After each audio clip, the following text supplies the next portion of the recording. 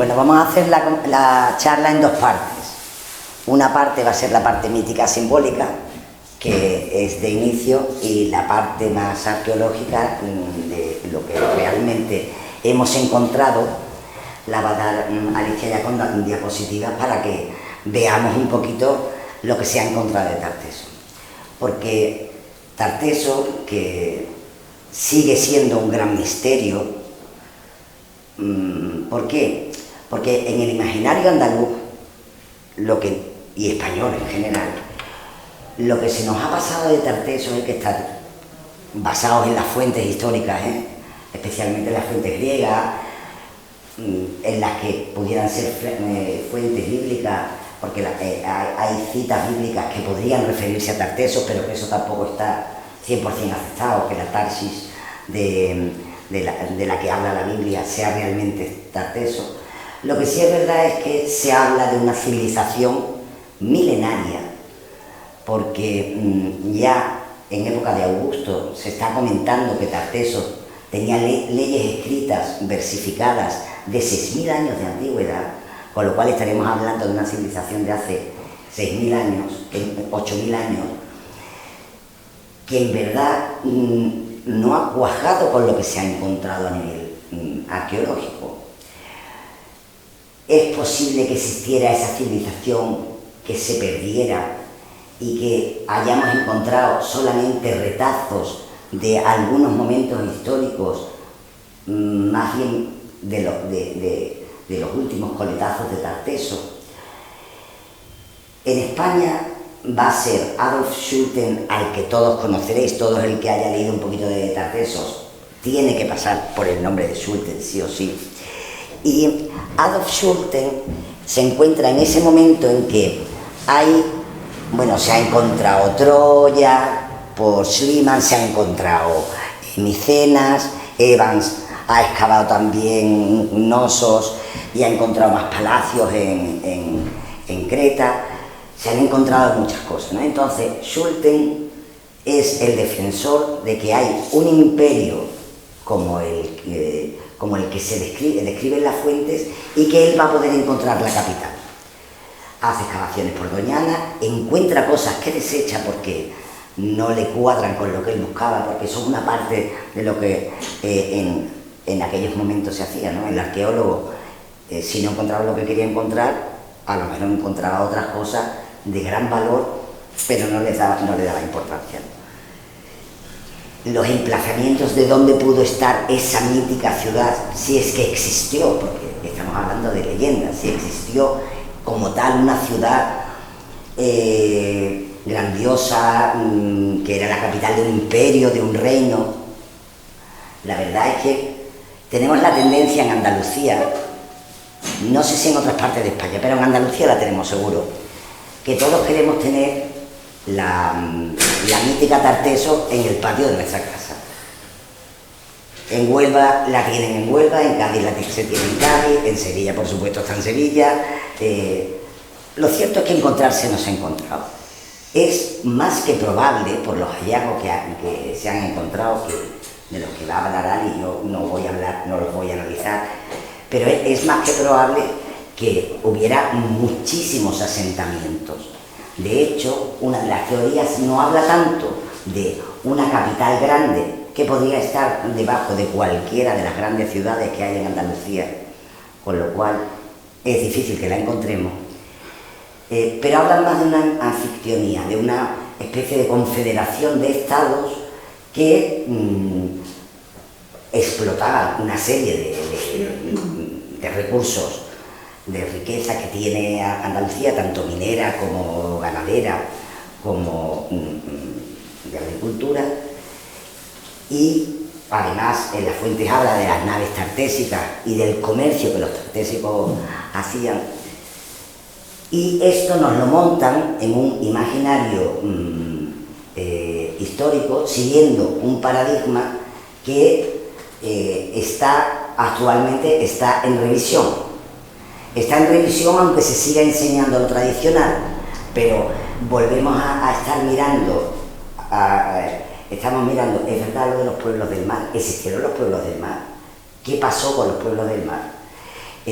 todo vino de Oriente, como dice el paradigma histórico, porque ya se sabe que en Andalucía existían dólmenes antiquísimos, existían fundiciones mineras, no solamente de extracción, sino fundiciones metalúrgicas, había fábricas de muchísimas, de cristal tallado, de marfil, que se hacían aquí, y que es probable que nosotros, que hubiera un foco en el Atlántico y focos en el Mediterráneo a la vez, es una de las posibilidades, ¿no? Están los que defienden que todo viene de Oriente y que Tarteso en verdad proviene de los fenicios, y están los que defienden el origen atlántico de Tarteso. Entre los que defienden el origen atlántico de Tarteso nos encontramos que van a mezclar la tradición de Tarteso con la tradición de la Atlántida. Y aquí vamos a ver una cosa. Para nosotros, ¿qué significa? Para nosotros significa saber que ha habido, que Andalucía, especialmente la parte más oriental, pero tener en cuenta que hay asentamientos también, ha habido hallazgos tartésicos en Málaga y más arriba de Andalucía, porque era una extensión grande. Ha sido un pueblo que, bueno, que vivió miles de años antes que nosotros sobre estas tierras, que amaron, vivieron, aprendieron, conocieron, desarrollaron cultura, y de esa cultura conocemos bastante poco. De la escritura tartésica que sabemos, pues muy poco, la verdad. Está todavía sin terminar de descifrar, se leen algunas cosas, pero se supone más de lo que se sabe. Sí es verdad que el propio nombre de Tartesos para nosotros viene con una forma totalmente griega, porque además el sufijo de doble S o acentuado en la última palabra, tartesos, que decían los antiguos griegos, es un sufijo propiamente helénico, pero preindoeuropeo. O sea, estamos hablando que aunque a los tartesios se les considera indoeuropeos en la mayoría de las fuentes, sin embargo, el nombre que los griegos le dan a Tarteso tiene un sufijo que no es indoeuropeo. Es el mismo sufijo que tiene Nosos, que tenían Mileto, aunque Mileto aparece con T, pero eso es típico del jonio, que cambia con el dialecto ático. Entonces nos encontramos con que, bueno, es la única civilización de España que es mencionada por los griegos en toda la literatura greco-romana. No se menciona en los celtas, pero sí se menciona Tarteso, y se habla en mitos griegos, se va a hablar de Tarteso, y se va a hablar del jardín de las Hespérides que estaba por aquí, de los bueyes, las vacas de Gerión, aparecen en mitos griegos. Y es por eso que el conocimiento fundamental que tenemos de Tarteso es por los griegos, con lo cual pues está mediatizado por la lupa y el color de las gafas que los griegos se ponían para describir el mundo. Hay una serie de sufijos, como el sufijo hipo, el sufijo urgi, que tenemos en ciudades antiguas, que se piensan que son sufijos tartesios. Sobre el tema de desde dónde vienen los tartesios, se sabe que después probablemente los turdetanos son los que van a suceder a los tartesios y que tienen un nombre parecido. Se intenta ver de dónde viene la palabra tarteso, si tiene que ver con el tártaro, que tiene que ver con el mundo de los muertos. Se buscan muchas cosas, pero veréis, en las distintas etimologías que se barajan, yo como filóloga no estoy muy de acuerdo, pero se hace decir que, por ejemplo, Gerión, en vasco, en euskeras, tal raíz, ¿no? El euskera, ¿qué tiene que ver? Y que en la lengua de los bereberes esa palabra tiene este significado, como queriendo justificar lo que, vamos a ver, no se sabe. También se dice que puede venir del griego, y que en griego la palabra girego era el sonido que hacen los bueyes al mugir, como está hablando de las vacas de Gerión. Hay una serie de mitos que sí se van a transmitir, porque lo transmiten los griegos, no, esas leyes escritas, versificadas, no se han perpetuado. Pero en los mitos griegos, cuando nos habla del jardín de la Hespérides, de Argantonio, del rey Argantonio, que algunos quieren considerar un rey, Vendala, por ejemplo, el famoso historiador Vendala, él habla de Argantonio como un rey que probablemente fue real, pero que tiene mucha mitificación alrededor. Y lo sitúan alrededor del siglo VII a.C. Van a dar una cronología del 1200 a.C. a poco más del siglo V, VI a.C., ¿no? Y mezclándolo con fenicios, que es muy probable que los fenicios vinieran aquí y se mezclaran con lo que ya existía. Lo que pasa es que nosotros tenemos esa sensación, no sé, a mí es la sensación que me da al investigar, ¿no? Como que nosotros aceptamos que toda la cultura vino de fuera, que no desarrollamos una cultura indígena. ¿Y por qué no? ¿Y por qué no la desarrollamos? ¿Y por qué tenemos que importarla de los fenicios? Y no es probable que los fenicios se encontraran aquí ya una cultura y se fusionara, porque las culturas se han fusionado a lo largo y ancho del planeta desde siempre. No es una cosa extraña, es una cosa bastante habitual. Pero nosotros es como que, no sé si es un complejo de inferioridad que hemos tenido, ¿no? Severiano Celestino sigue pensando que habría que excavar en Doñana, que en Doñana con el georradar se sabe que hay cosas, no se sabe ni datación ni qué es lo que se va a encontrar, pero se sabe que hay cosas. Un profesor, un gran geólogo que conocimos este verano en un curso de la Universidad Internacional de Andalucía, él también es partidario de buscar en Doñana, porque nosotros pensamos que Doñana, que hace 2 años fue una marisma, y es una marisma hoy día, pero no todo lo que hoy es marisma fue marisma hace unos años. De hecho, él habla de que hay ciertas zonas que tienen metros de arena, como de haberse producido un gran tsunami que pudo barrer lo que allí hubiera. Tsunamis se saben que han existido cada 2000 años aproximadamente, más o menos, ha habido tsunamis. Los tsunamis es algo normal en esta zona, ¿no? En esta zona y en la zona de Huelva. Lo cual es muy probable que en Doñana se encuentre algo. También se ha dicho en Astarregia, que está aquí cerquita, se ha dicho por la desembocadura de la parte del Guadalquivir, de lo que era la laguna, el lago Ligustino. Lo cierto es que se encuentran cosas en muchos sitios, pero de esos mitos y de esos símbolos, hay símbolos que nos quedan vivos. Uno de ellos es evidentemente el toro. El toro, que es un símbolo tan español, que lo ponemos hasta en la bandera para ir al fútbol. Porque todos hemos visto la bandera con el toro de Osborne, que es el logotipo de la vida.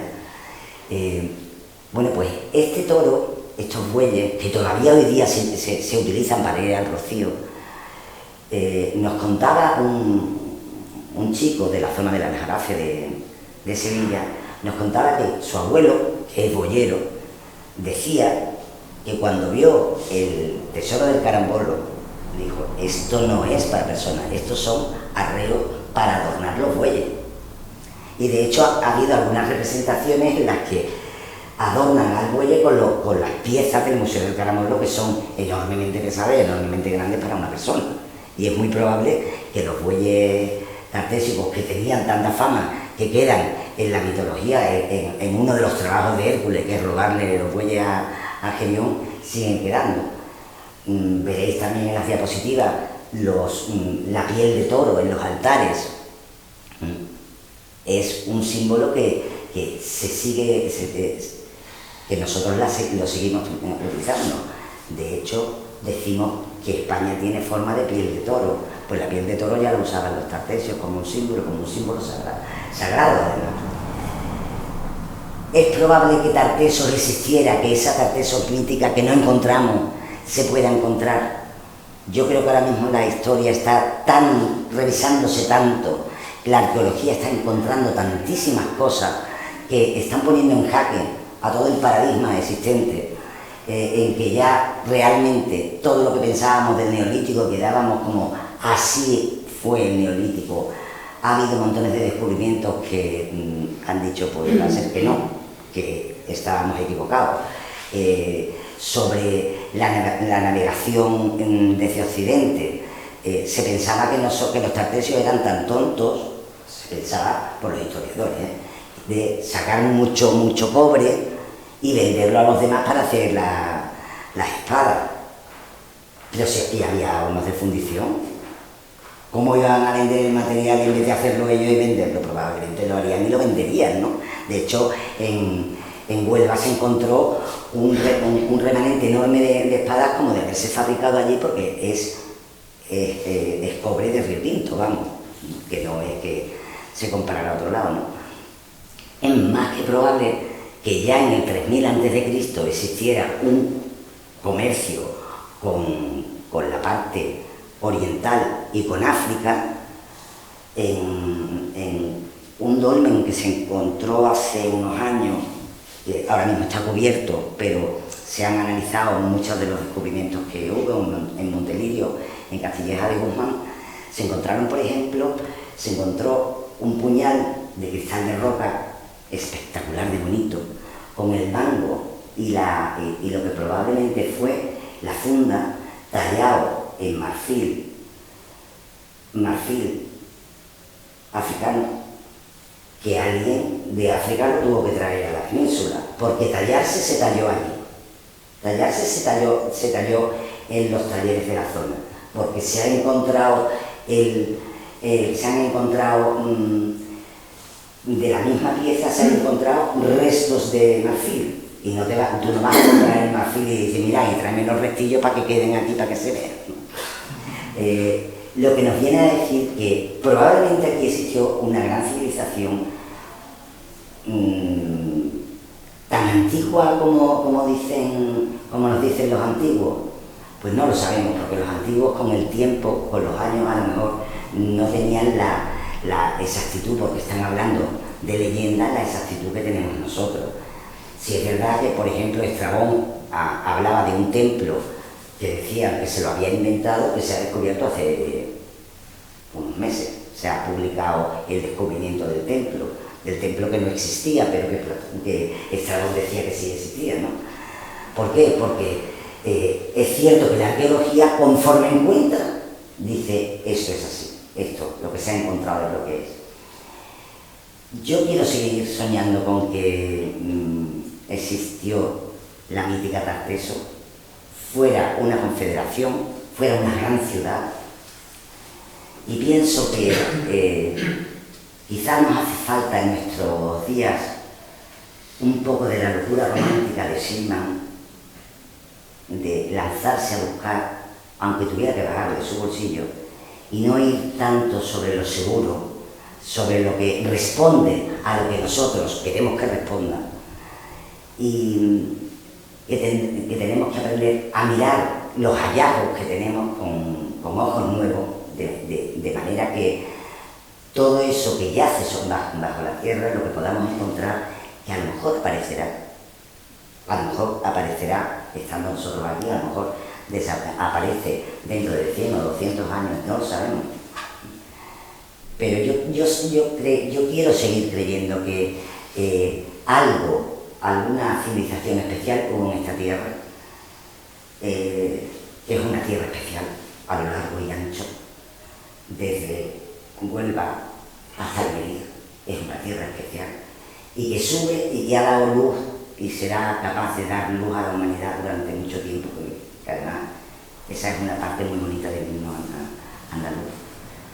Y que el simbolismo que Tartesos tiene para nosotros, aparte de ser ese misterio que nos mueve, y si la Atlántida, y si es una parte que quedó de la Atlántida, de cuando la Atlántida se le o no, si es que la Atlántida existió, y si es una civilización posterior, y lo que conocemos son los últimos coletazos. Yo creo que es importante que podamos poner el acento en que aquí hubo una cultura indígena importante,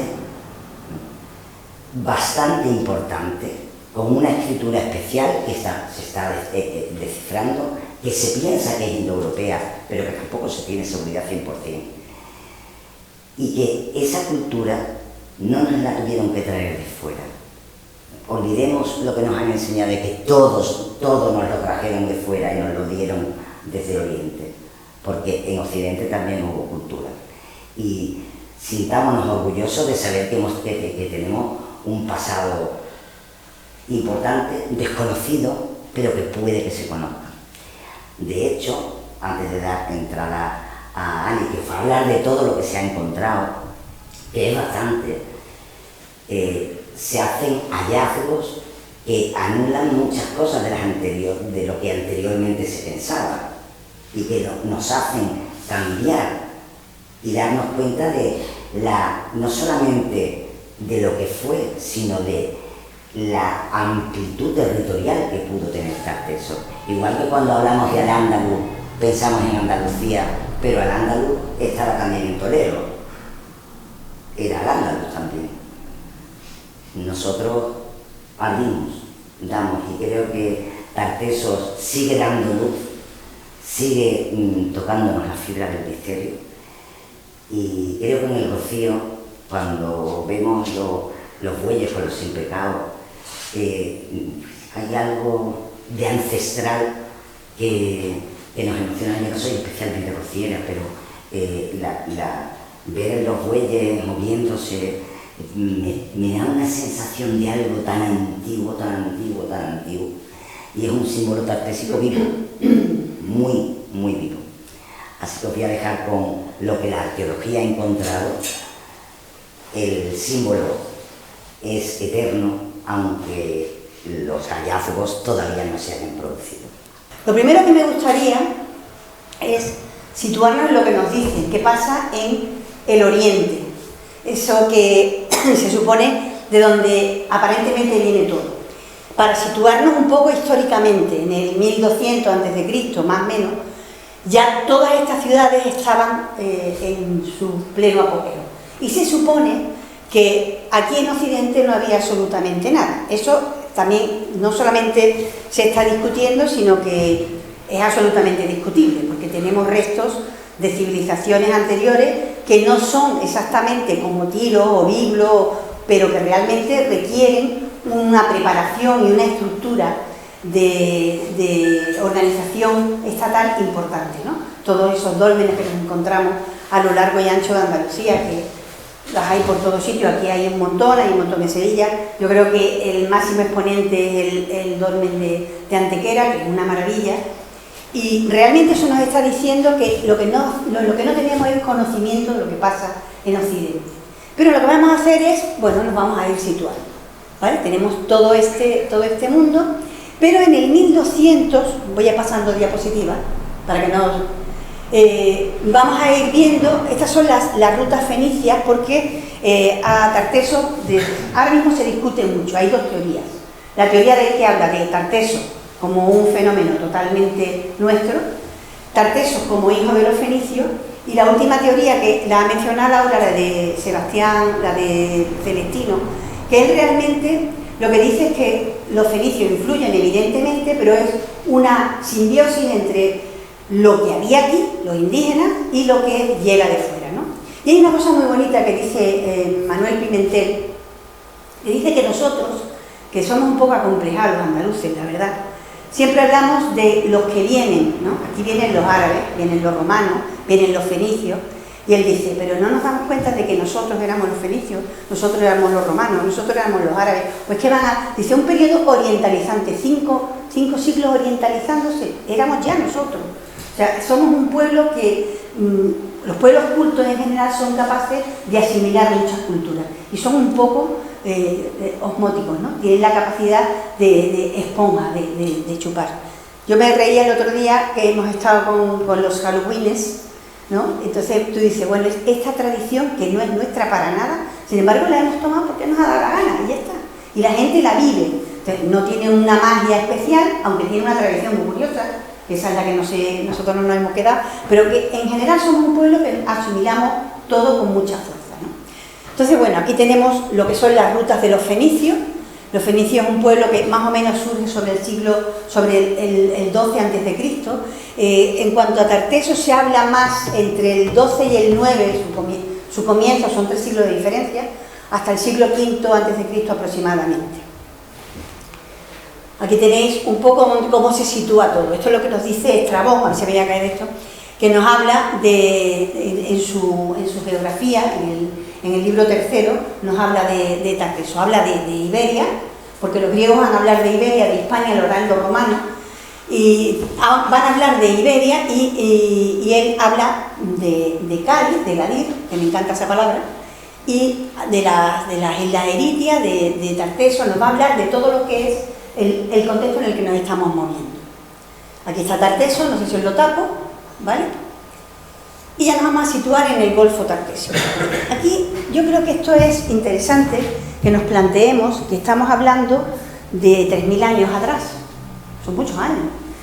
La Tierra ha cambiado tremendamente, entonces donde se sitúa Tarteso probablemente ya no está tal y como era. Entonces el Golfo Tartésico, que lo vais a ver, esto era Cádiz, espérate que tiene, esto es Cádiz, era una isla completamente, ahora es casi, pero no una isla del todo, y entonces todo esto ha cambiado muchísimo, ¿no? Sevilla era puerto de mar, bueno, Sevilla ni era, para empezar, o sea, porque en realidad la parte de Sevilla que estaba en aquel momento en auge era la zona de los Alcores, por donde está el Caro de Guadaira, para que os situéis, camino de Málaga, y la zona del Aljarafe, que está camino de Huelva. Entonces son los dos cerros más altos, que no son muy altos, pero en comparación con el valle en el que está Sevilla, pues Sevilla era agua prácticamente. Entonces veis que está ahí en medio y había muy poquito. Y toda esta zona de aquí arriba, es donde aparecen los grandes dólmenes y aparecerá el carambolo un poquito más adelante, que es donde nos vamos a ir situando. Esto lo he traído porque estamos en Cádiz sobre todo, para que veáis un poco la diferencia, que esto es chulísimo, cómo se supone que era y cómo es. Ha variado muchísimo. Entonces, lo que es la isla Eritea, ¿vale?, está donde está Gadir, y tiene una importancia tremenda en Tarteso, porque sí hay una cosa que es verdad. Los fenicios llegan aquí, los fenicios llegan a España. Dicen que hay dos posibilidades. Probablemente los griegos habían contado todos esos mitos del Tártaro, de los bueyes de Gerión, de Medusa, un montón de mitos que estaban en esta zona, porque a ellos no les interesaba que se supieran las riquezas que había aquí, porque ellos comerciaban con nosotros. Pero claro, hay un momento en el que los fenicios, que son grandes comerciantes, acordaros que es una tarsocracia, son realmente grandes marinos, y además son comerciantes, y no son guerreros, eso es importante.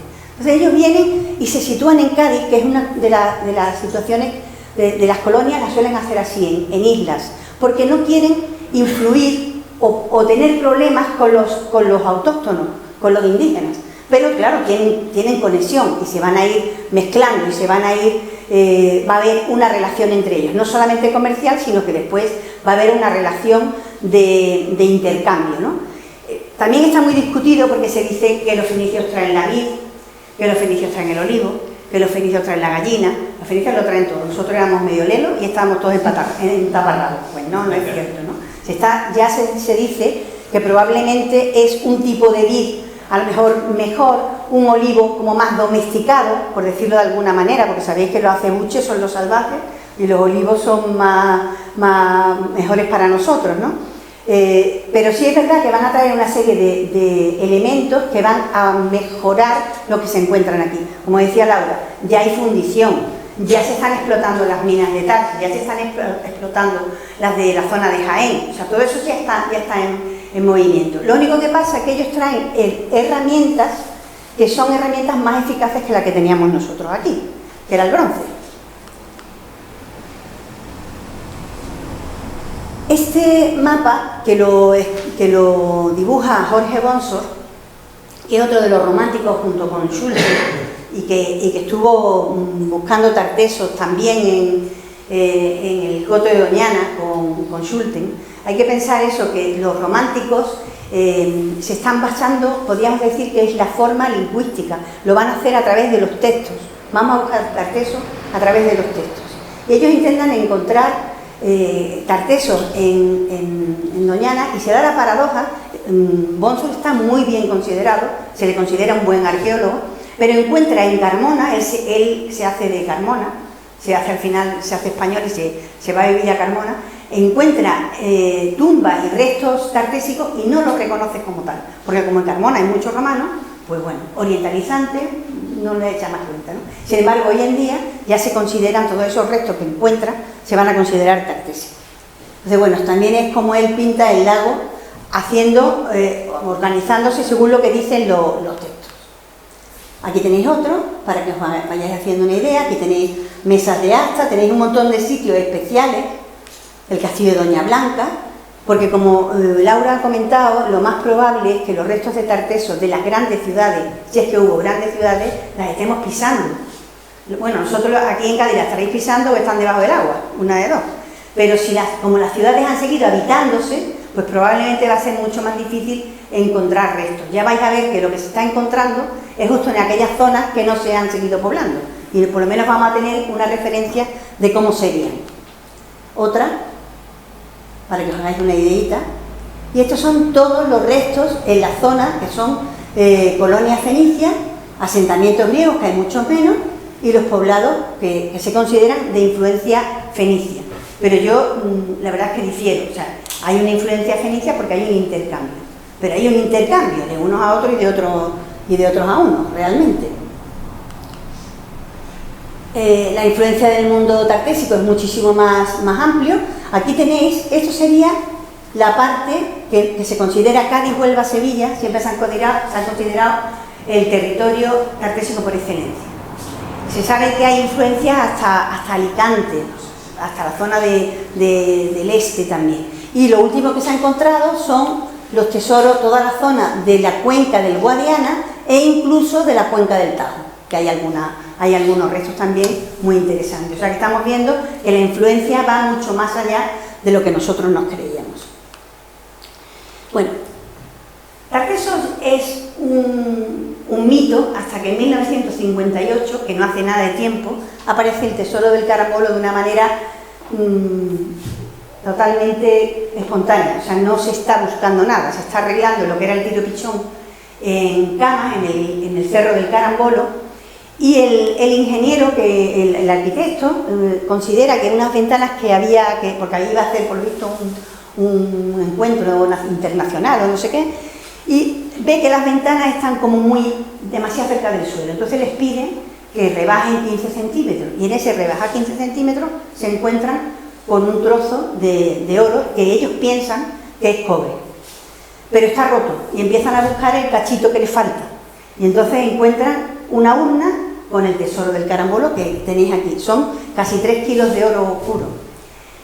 ¿Qué características más interesantes tiene? Por una parte, que es oro macizo, que es como trabajaban los autóctonos, pero al mismo tiempo, si os dais cuenta, tiene, perdón, se me ha ido un poco el de ello, es que tiene filigrana por todos lados, ¿ves? Ya no es el oro macizo solamente, sino que está muy trabajado, y eso indica que hay una factura, es lo que se dice orientalizante, ¿vale? O sea, hay una mezcla de las dos cosas. Y de hecho vamos a encontrar en algunas otras culturas collares parecidos a este, que es el collar de Tarteso. Yo he traído lo que Laura comentaba, porque esto es súper interesante. Los bueyes estamos hablando en el mundo de los símbolos. Los bueyes es el símbolo de la tierra. Esa sensación que te da. Yo igual, a mí el Rocío me gusta el sitio. Creo que es un sitio mágico, telúricamente mágico y astralmente mágico por excelencia. Pero sobre todo, en toda la parafernalia que tiene, ese paso pausado, lento, pesado de los bueyes, parece que la tierra está caminando hacia un lugar mágico, ¿no?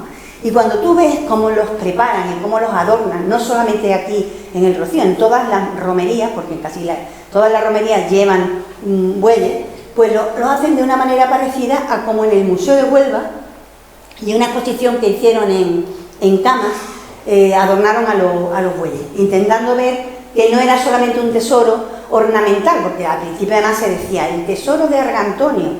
Bueno, de Argantonio también es mítico, pero bueno, pero podría ser que sirviera para otras cosas diferentes. Bueno, aquí tenemos a Argantonio arriba.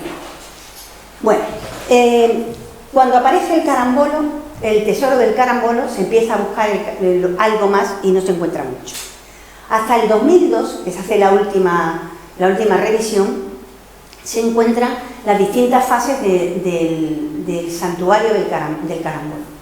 Entonces, esta sería la primera fase, que es la más moderna, la más grande, la más compleja, que luego vamos a ver en otro momento, vamos a ver algo muy parecido. Vamos a ir pasando, tenemos la capilla, esta es la capilla con la piel de toro, la taurodermis, que nos vamos a encontrar en muchísimos sitios. Es muy interesante porque hay dos capillas, probablemente una a Astarte y otra a Baal o a Melcar, no se sabe con seguridad. Tiene como características que hay una serie de zonas que están hechas de conchas marinas y conchas de río, de las dos. Que es la parte, eso se hacía para diferenciar el lugar sagrado del lugar profano. Si tú pisas las conchas, las rompes. Y sobre todo, dependiendo del peso, te las destrozas. Bueno, ese lugar sagrado se delimitaba por las conchas de mar. Y la Astarte, que es una de las figuras que se ha encontrado, hay que pensar que si hay una influencia fenicia, los fenicios no tenían demasiadas representaciones de dioses. Vamos a ver las pocas figuritas que tenemos, pero cuando aparece el tesoro del carambolo, al poco tiempo aparece la Astarte, que está en Sevilla, ahora lo voy a enseñar, y también aparece lo que se llama el bronce carriazo. Pero los dos, y es lo que pasa con muchos de los descubrimientos de Tarteso, se encuentran descontextualizados, es decir, alguien los encuentra, dice que lo encontró en ese sitio y en tal momento, pero no se ha podido constatar que pertenezcan al mismo yacimiento que es el carambolo. Parece ser que la Astarte la tenían, la entregaron porque se les dio miedo al aparecer el tesoro del carambolo y darse cuenta de que era de oro. Tuvieron miedo de que les acusaran de tener algo que pudiera ser más valioso de lo que ellos creían, y entonces lo entregaron a José María de Mena, que lo llevó al Museo de Sevilla, y ya se les dio la importancia que tenía. Esta es la fase 3 del carambolo. Esta es, me caché los memes, esta es la primera. Esta fase, que es la fase más antigua, es la que es fenicia. Es la estructura del templo, que es muy pequeñita, ¿veis? Es fenicia. Luego la vais a ver cómo se considera que era el templo de Melcar, que es el que se ha descubierto aquí en Cádiz. Y es de la misma, muy parecido. O sea, se considera que eran del mismo estilo. Y esta sí se considera fenicia. O sea, los posteriores ya van teniendo, por lo que se va encontrando, se dan cuenta de que la factura es de influencia fenicia, pero también hay elementos autóctonos. Aquí tenéis el altar de piel de toro, donde se hacían los sacrificios, y las zonas de las conchas, que era la zona sagrada. Esto que veis aquí es una parte del tesoro del carambolo, que os dais cuenta que tiene la misma forma. Los lingotes de oro, los lingotes en general, se hacían con esa forma en aquella época, ¿vale? No, porque tengamos referencia. Aquí tenéis la Astarte. Fijaros qué cosa más bonita es la que está escrita a los pies de la estatua. Esta ofrenda la ha hecho, paso el nombre, ¿no? Hijo y hijo para Astarte, Nuestra Señora, porque ella ha escuchado la voz de su plegaria. Es una cosa súper bonita, es una especie de voto. La diosa es súper pequeña. Yo recuerdo la primera vez que lo vi, había visto un cartelón con la Astarte y yo decía, qué bonita, ya ves que la Astarte es así, chiquitísima. Pero tiene una fuerza impresionante. Estaba, no sé ahora cómo quedará, porque el museo están arreglando el Museo de Sevilla, estaba el tesoro del carambolo y la Astarte enfrente. Y creedme que ella tenía más fuerza que el tesoro. Y eso que a nosotros el oro nos llama, ¿no? Y arriba tenéis el bronce carriazo, que aparece en un mercadillo. Si os dais cuenta, el pico del ánade, está cortado. Eso es porque pensaron que era oro, y cuando vieron que no era oro, pues se libró de ser fundido y perdido para siempre. Y aparece en el mercadillo de Hueve, de Sevilla, y lo encuentra justamente de la Mata Carriazo, y por eso se llama el bronce Carriazo, que se quedó absolutamente sorprendido. Aquí tenéis las pocas figuras que hay relacionadas con Tartesos o descubiertas en esta zona, pero de influencia claramente fenicia, como es el Melcar que aparece en Sevilla, esta estatua votiva que es del templo de Hércules de Cádiz, y el llamado Hércules gaditano que tenéis a la derecha. El sacerdote de Cádiz, que es una maravilla, no podemos decir que sea una figura sagrada de un dios ni nada, pero es de lo poquito que tenemos que nos sitúa en lo que serían los cultos, que no conocemos mucho de los cultos, porque si Tarteso sigue estando un poco entre el mito y la historia, pues imaginaros lo poquito que sabemos de ellos. Y me he permitido, aunque se consideran absolutamente fenicios, traeros los muy conocidos por vosotros, sarcófagos de Cádiz. Además tienen una historia muy divertida, ¿no?, de cómo aparece la dama de Cádiz de una manera muy interesante, ¿no?, como Quintero como lo intenta, está buscando ese sarcófago, soñando con él, que iba a aparecer, y realmente aparece después de él haber muerto debajo de su propia casa, que es algo impresionante. Manuel Pimentel, a mí que Manuel Pimentel me gusta y me divierte porque tiene muchos libros sobre la leyenda de Tarteso, leyenda de la Atlántida, etcétera, etcétera. Y él dice, en una conferencia que le escuché, dice: lo que nos tendrán que explicar es cómo los sarcófagos fenicios más bonitos son los de Cádiz y no los de Tiro. Eso hay que explicarlo. Entonces, hay cosas muy bonitas de aquella zona, pero bueno, es que el terreno te puede. Bueno, aquí vamos a ver lo que son los descubrimientos, lo que tenemos. No lo he podido traer todo porque hay mucho, pero hay mucho por aquí disperso, ¿no?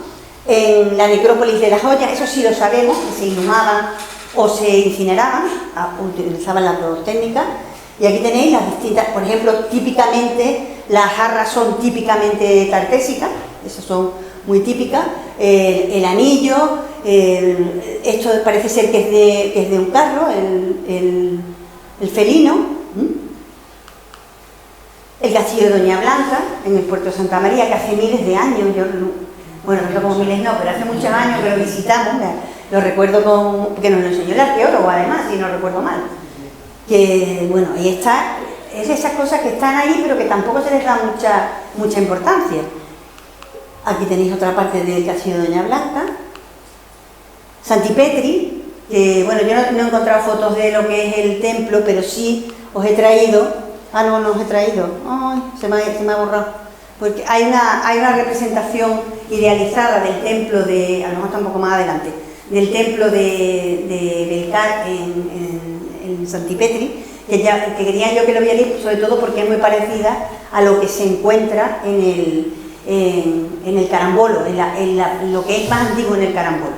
Se dice que el templo de Melcar, el templo que había en Santipetri, era un oráculo que tenía casi la misma importancia, no tanta, pero casi la misma importancia que el oráculo de Delfos, y que aquí venía mucha gente a preguntar por su futuro, que tenía mucho predicamento en la época. Aquí está Tejada la Vieja, que esto de Tejada la Vieja es interesante, porque aunque solamente nos van a quedar prácticamente alzadas las paredes y poco más, es un sitio que está excavado en extensión. O sea, es el único poblado que encontramos en extensión. Hay una cosa interesante que se va a ver después más en la zona del Guadiana. Hay como un paso de las cabañas ovales o de las cabañas redondas, que son más arcaicas, a las casas cuadradas. Las casas cuadradas permiten pues que haya calles, que se peguen unas casas a otras, ¿no? Y se ve precisamente el traspaso de esa forma. Y aquí las veis totalmente, todas como una ciudad más moderna. Esto es también una idealización. Este es el tesoro de la Liseda, que es de Cáceres, o sea que no estamos ni en el Valle del Guadiana, sino más para arriba, en el Valle del Tajo. El tesoro es una auténtica maravilla, como podéis ver. Y esta es la Liseda, el yacimiento. Yo los pendientes me los ponía, ¿eh? No sé vosotras, son espectaculares. Los candelabros de Lebrija, que son de oro, las vasijas tartésicas de Carmona, que son de estas cosas que fue encontrando Bonsor y que no le hizo el pobre mucho caso. Otra cosa interesante son las estelas de Guerrero. Las estelas de Guerrero, que hay algunas estelas, lo que pasa es que no he tenido la precaución de ponerlas, hay algunas estelas femeninas que son interesantes. Pero fijaros que hay una cosa que suele darse, que suele ser muy característica, es este tipo de escudos con esta entrada, que hay quien ha querido ver ahí a la Atlántida representada, la entrada del puerto de la Atlántida y todo lo demás, pero sí es verdad que hay escudos de esa factura aquí, y que hay escudos en Europa, se encuentran, pero a partir del siglo VI para adelante, o sea que probablemente vienen de aquí hacia el este, y no al revés, ¿no? Esta, por ejemplo, aparte del escudo, que no tiene la hendidura, sí tiene un peine, tiene un espejo, o sea que son estelas funerarias, hay por todo el mundo.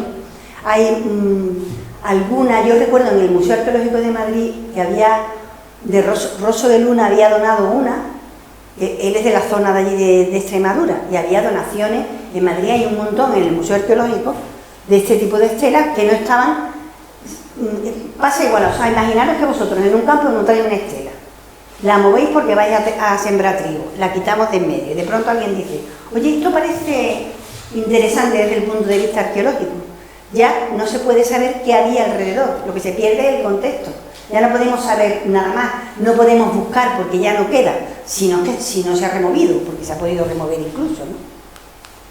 ¿Veis? Esta es femenina, sí la traje, creo que no.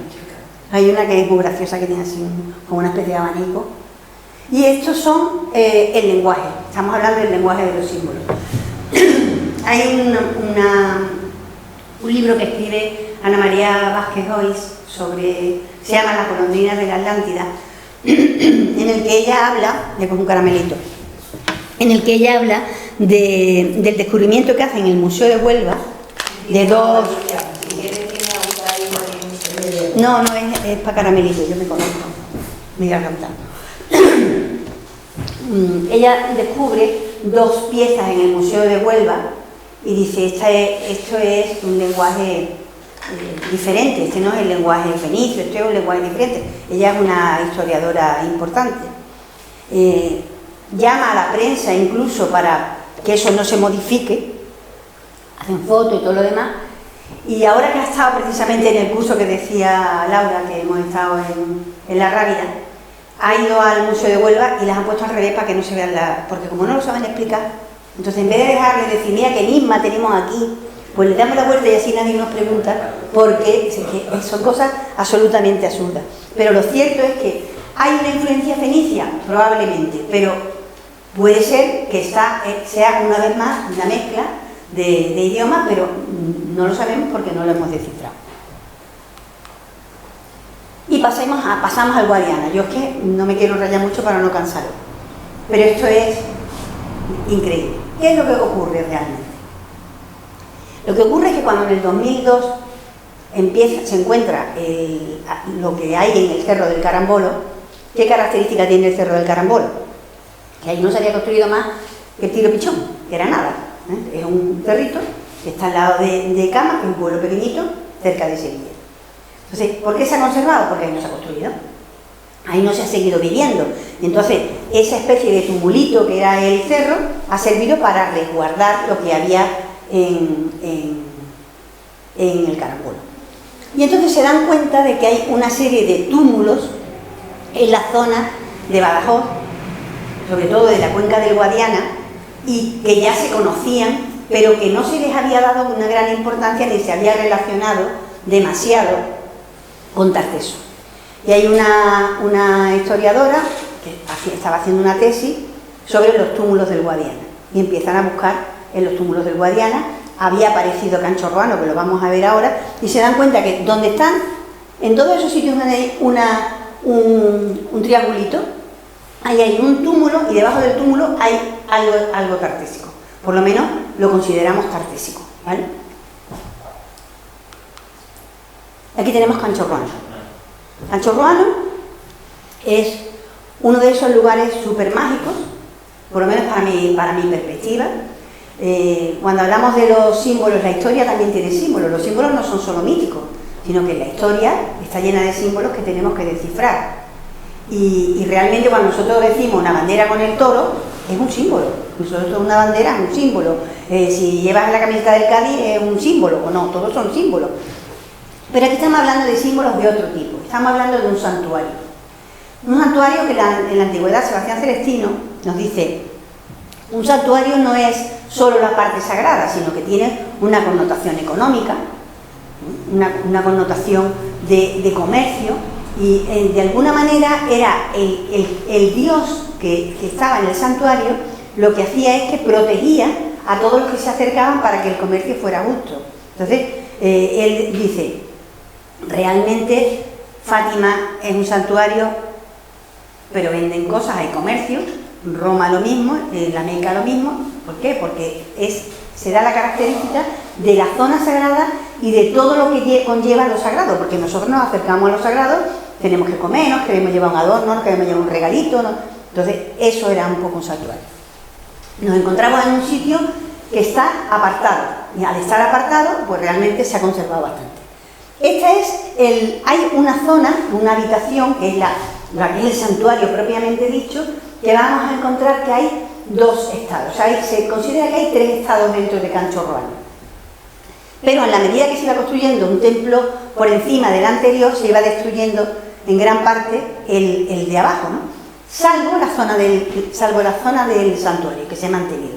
Entonces, este altar, que siempre dicen altar circular, pero a mí me parece completamente un sello de estos egipcios, un cartucho. Este sería el más antiguo. Y luego por encima estaría, ¿veis? Este es el santuario principal. Por encima estaría el típico altar de la Taurogenies. Y hay un pilar que comunica una estancia con la otra. Es como si se dijera un pilar de luz que atraviesa el santuario, de manera que los santuarios están siempre conectados, ¿vale? ¿Qué más características tenemos? Bueno, pues ver que tenemos, esto es un foso de agua. Canchorroano es el único que no está exactamente a la orilla del Guadiana, está un poquito más alejado, pero tiene agua porque tiene pozos y tiene un foso, que es un foso no defensivo, porque es un foso que tiene poquita agua, parece, pero es un foso también que hace el mismo efecto que las conchas que veníamos antes, delimita el espacio sagrado. Vamos a diferenciar lo profano de lo sagrado. Entonces vamos a entrar en otro estado. ¿Veis? La escalera, el pozo, el santuario principal, con ese pilar que los comunica. ¿Veis el pilar? Yo os tengo una imagen. Ese es el pilar, mirad. Eso es una maqueta. Ese es el altar con la piel de toro, tal como se encuentra. ¿Veis la piel de toro? Que como está un poquito así renegrido, pues cuesta un poco de trabajo. Todo pintado en blanco y rojo. Eso no lo encontramos también en Tarteso, es muy curioso. Una de las cosas que le dicen a los fenicios son los rojos, ¿no? Parece ser que significa. Yo no he hablado de los pueblos del mar, porque yo sí creo que los pueblos del mar aparecen en un momento en el que se habla del colapso de Micenas, que Micenas viene de la guerra de Troya. Tener en cuenta que Cádiz se va a fundar 80 años después de la guerra de Troya, del fin de la guerra de Troya. Estamos hablando de algo muy importante. En ese momento colapsa todo lo que es la cultura micénica y su influencia, y parece ser que los que influyen, entre otras cosas, aparte de que puedan ser cuestiones económicas, etcétera, son esos pueblos del mar que sumen en lo que se llama la Edad Oscura, que por eso no se sabe mucho, porque no hay mucha historia, sobre todo en la parte de Grecia. Ahora se está hablando de los pueblos de la tierra, porque parece que esas migraciones que van hacia el oeste también se dan por tierra. Los pueblos del mar es porque es por el mar, evidentemente, y también es por la tierra. Se ven, aparecen en Egipto, aparecen en muchísimos sitios. Y se habla de un pueblo, pues están los sículos que se van a Sicilia, pero hay unos que se llaman los tarsos, que se considera que podrían ser los primeros tartesios, aunque a teorías hay montones, ¿no? Entonces, bueno, aquí tenemos ese altar y pasamos a otro de los santuarios por excelencia. A mí Cancho Roana me parece espectacular, pero el Turuñuelo ya es algo punto y aparte. ¿Qué características tiene el Cancho Roano que no hemos comentado? Pues que fue cerrado ceremonialmente. O sea, parece ser que en el siglo V a.C., pensar que el apogeo de Tarteso se da en la época, sobre todo siglo IX, siglo VIII a.C. Es como, a partir de ese momento es lo más importante. El siglo VII es cuando se habla de Argantonio, que Argantonio significa el hombre de plata.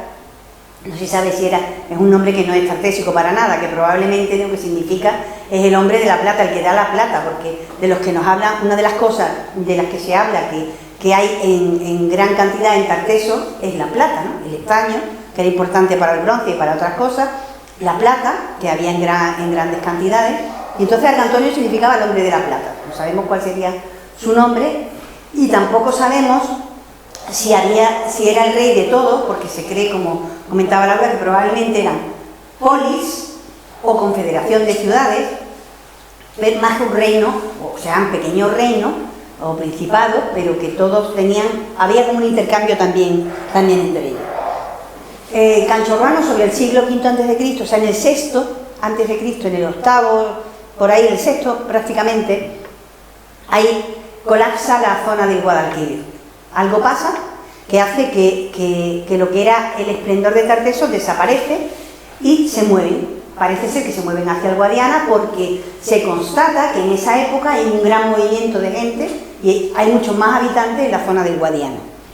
No se sabe qué pasa. O sea, es posible que ha cambiado el comercio, porque ha empezado a haber conflictos entre los griegos y los fenicios. O sea, Argantonio, una de las cosas que tiene es que él empieza según cuenta la tradición, él empieza a comerciar también con los griegos, porque está viendo que los fenicios se van viniendo abajo. Tener en cuenta que una colonia tan al oeste, tan alejados de la madre patria, es difícil de mantener. Y además aparece Cartago. Cartago ya no es hija de Fenicio, pero los cartagineses son guerreros por excelencia y ellos van a imponer su ley y ya no hay tanto intercambio. Ellos sí siguen manteniendo Cádiz, pero lo demás como que no les importa mucho. También se habla de un tsunami, como también comentaba Laura, que posiblemente lo haya, y que en el siglo V sí aparece que hay movimientos de tierra y de tsunami en esa época. Nosotros conocemos el famoso terremoto de Lisboa, que afecta a toda la costa desde Huelva hasta Cádiz de una manera tremenda, ¿no? Entonces, si en el siglo VI se mueven hacia el Guadiana, no sabemos qué pasa, aunque se cree que en ese momento empiezan a venir a ver los celtíberos, que empiezan a venir a invadir el sur, y entonces, al verse que no se pueden defender, porque no tendrían fuerza para eso, cierran ceremonialmente todos sus centros. ¿Cómo los cierran? Pues hacen un gran banquete, hacen un gran sacrificio, derrumban el templo, lo incendian y lo tapan. Eso es lo que lo mantiene, porque alguna parte, como va a pasar en el Turuñuelo, no se ha podido derrumbar porque las paredes son tan gordas que es imposible que lo derrumben. Entonces nos vamos a encontrar con un templo muy completo. Este es un poco el esquema del Turuñuelo, del que solo se ha descubierto el 30%. O sea que tenemos un 70% por descubrir. Esta es la famosa escalera. Si os gusta Tarteso y habéis leído, al principio se hablaba de en Badajoz había aparecido una escalera que no se sabía dónde daba. Entonces da a un patio enorme y aquí estamos viendo una hecatombe, es decir, un sacrificio de cientos de animales, pero fundamentalmente de caballos, de équidos, que es el animal sagrado por excelencia en Tarteso. Estos caballos aparecen generalmente en parejas, con los cuellos cruzados, las espalda con espalda y las cabezas en cruz. Hay 100 y pico caballos, hay mulas, hay burros, hay bueyes también, vacas, un perro ha aparecido también. Y se siguen descubriendo cosas, vamos. Todavía, porque claro, en un descubrimiento de este tipo no son solo los arqueólogos, sino ahora tienen que llevarlos, vamos a ver cómo han muerto esos caballos. si se los han comido, porque lo que sí está claro es que hay una habitación enorme en la que hay cientos y cientos de platos, como del gran banquete que han hecho. Eso es un banquete final. O sea, lo que dicen los directores de este descubrimiento es que el Turuñuelo es la foto fija del momento final del templo. Y es un templo que no se construye en varias, parece ser, que no se construye en varias etapas, como pasa con un Canchorroano, sino que se construye en una sola, pero tiene 2 plantas. Y esa escalera da a la planta inferior. Entonces ahora están descubriendo esa planta inferior que todavía no han abierto, o sea que han descubierto la parte de la parte de arriba, ¿vale? ¿Veis aquí los caballos? ¿Veis? Es que esto es súper interesante. ¿Veis las cabezas? Tiene que ser algo muy especial porque parece ser, en los primeros estudios que se han hecho, los caballos no se sabe si los han, no sé, le han dado algún tranquilizante, los han matado, los han envenenado, no se sabe, pero en principio no hay un sacrificio de cortarles la cabeza, ni de comérselo, ni nada de eso, pero todavía están trabajando sobre ello. Una cosa interesante que comentan es que haya una mula significa que hay una ganadería, un conocimiento, porque es un animal de tiro. Sabéis que el caballo es un animal de tiro, pero tiene menos potencia que un mulo. Y un mulo tiene también más potencia que un burro, o sea que está a medio camino, pero para labores de agrícolas, por ejemplo, son súper buenos, ¿no? ¿Qué más? Esto es de lo ultimito que se ha encontrado, porque es curioso porque encuentran una especie de sarcófago, pero al principio no saben si es un sarcófago o es una bañera. Entonces tienen la broma de decir que tienen una sarcobañera, porque no saben en realidad qué utilidad tiene, ¿no? Y ahora han encontrado otra, pero esta es más elaborada todavía. O sea, la otra es totalmente lisa, se ha encontrado la tapa después, posteriormente, y esta es que tiene unos trenzados por fuera y está muchísimo más trabajada. Lo curioso es que la factura de Canchorroano no se sabía que hubiera trabajos de ese tipo. Por ejemplo, esa escalera monumental, que depende de cómo lo mires, podía estar en una ruina romana. No se sabía que en esa época se estuviera construyendo así en España, por ejemplo. No se sabía que tenían conocimientos del trabajo sobre los materiales que ya se están dando allí, ¿no? Es algo que es muy sorpresivo para ellos y le están dando sorpresa continuamente. En la gran sala, perdón, esto es hasta Reyes, me voy a ir para atrás un momentillo. Hay una gran sala que está ahí detrás. Cuando ven los muros se dan cuenta de que los muros, que son hasta de 2 metros de anchura, en medida que van subiendo los muros se van haciendo más estrechos. Entonces se han llegado a la conclusión de que lo que han hecho ha sido una bóveda, y tampoco se sabía que se construyeran bóvedas en aquella época. Se consideraban vigas, que además ellos encuentran vigas en el suelo, que después se dan cuenta que en realidad son las vigas del piso inferior, no las de arriba que se han caído, y que ahí lo que había era una bóveda. Entonces trabajan con adobe, por un lado, y también con ladrillo cocido, que pesan menos porque ha soltado el agua, y entonces con eso han construido una bóveda. En los últimos tiempos lo que han hecho es irse a Egipto, para irse a donde está el Osirión, donde están los de Apis, ¿cómo se llaman? El Serapeum, me salía.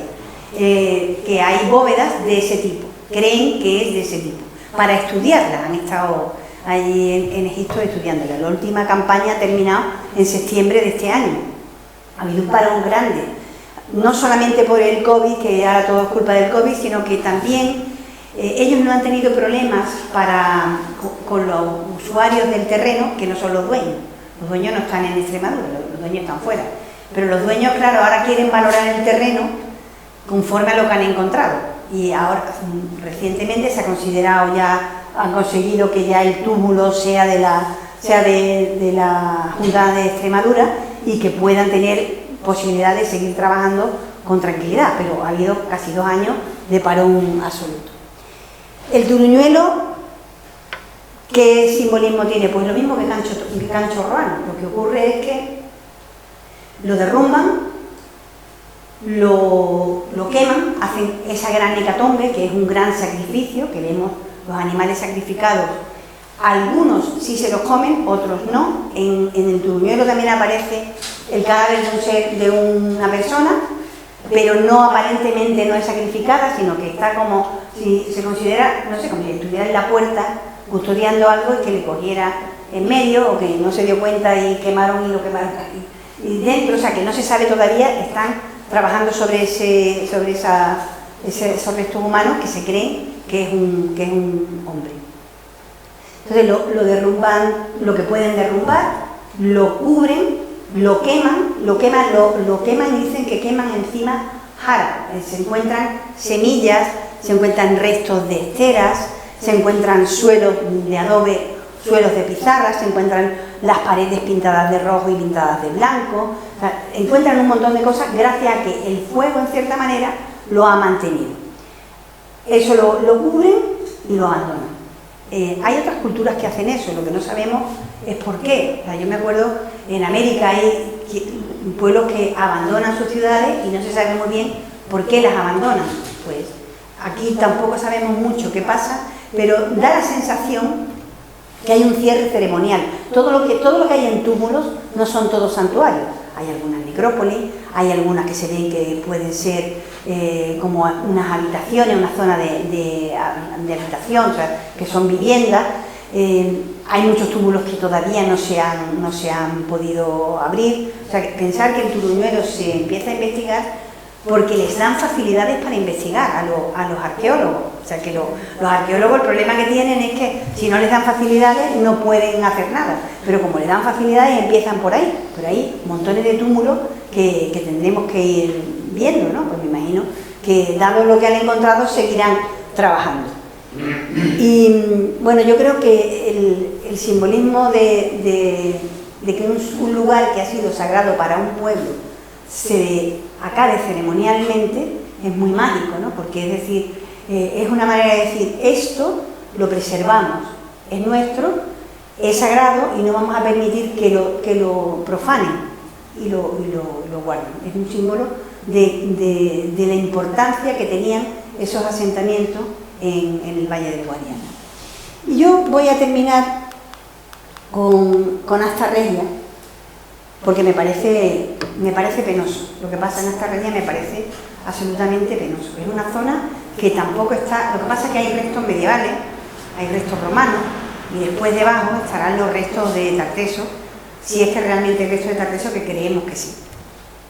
El problema con estas cosas siempre es el mismo, que no hay dinero, que lo que nos dicen, bueno, es que si lo abrimos y luego no lo podemos mantener, se va a deteriorar, pero es que así lleva muchísimo tiempo.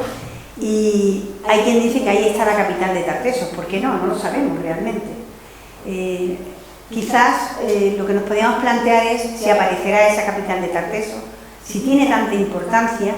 Yo creo que hoy en día, cuando han aparecido esas ruinas maravillosas y monumentales en Turquía, que se les da una antigüedad de 9000 años antes de Cristo, que es lo que donde Platón sitúa más o menos la Atlántida, estamos hablando... La Atlántida no podía ser porque ese tiempo era imposible. Sin embargo, en Turquía se está encargando toda la arqueología, están apareciendo restos de ciudades que son antiquísimas. ¿Qué es Tartesos? ¿Es una realidad? ¿Es un mito? Para mí es una realidad. Yo estoy con Ignatius Donnelly, que se cree que estaba loco perdido, que era un congresista americano, teósofo, que decía: los tartesios son los descendientes de los atlantes. ¿Por qué no puede ser una colonia atlante? Estamos en la zona atlántica. ¿Por qué no puede estar... ¿Dónde se decía que estaba la Atlántida? Después de las columnas de Hércules, ¿no? Pues ahí está. Pensad una cosa. Los griegos con sus mitos preservan una zona. De alguna manera, el tártaro, de ahí vienen los tartesos, es posible o no, da igual. Pero hay una parte de mito, hay una parte de misterio, y hay una parte de historia que tenemos que poner en valor. Yo creo que los andaluces, los españoles en general, pero los andaluces en particular, tenemos que estar más orgullosos de nuestra historia. Dejarnos de pequeños localismos absurdos, que algunas veces hace que pierda valor el conjunto. ¿Qué más da donde estaba? la influencia de Tartessos es grandísima. Lo que nosotros hemos bebido de griegos, de fenicios, de romanos, de los árabes, ha hecho lo que somos hoy en día. Somos un pueblo rico, somos un pueblo culto. Lo que no nos han dejado es como mucho amor propio. Deberíamos tener más amor propio y querernos más entre todos los andaluces. Yo creo que eso es una cosa que hay que defender por encima de todo. Me encanta la idea de que Al-Ándalus llegó hasta Toledo, es verdad, esa influencia lo tenía, y creo que también Roma se asienta aquí porque es un terreno fértil, es que es una zona fértil. No es solo fértil la tierra porque puedas plantar, es fértil porque la mente de la gente, nosotros, somos fértiles mentalmente. Creo que Tartessos es una idea, además de una realidad o un mito, y con esa idea de que nosotros somos los tartesios, como fuimos después los romanos, fuimos los árabes y somos hoy los ciudadanos del siglo XXI, pero nosotros hemos sido los tartesios y me encantaría que en algún momento apareciera esa gran ciudad. Si no existe la única, pues que aparezcan todas las que haya, que será una forma importante de poner en valor nuestra historia, que es mucha y es muy importante. Y por mi parte, muchas gracias por vuestra paciencia